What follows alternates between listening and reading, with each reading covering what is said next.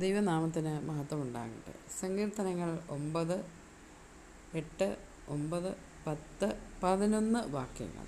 അവൻ ലോകത്തെ നീതിയോടെ വിധിക്കും, ജാതികൾക്ക് നേരോടെ ന്യായപാലനം ചെയ്യും.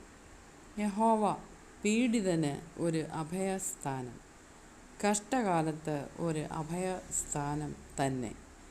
നിന്റെ നാമത്തെ അറിയുന്നവർ നിങ്കൽ ആശ്രയിക്കും.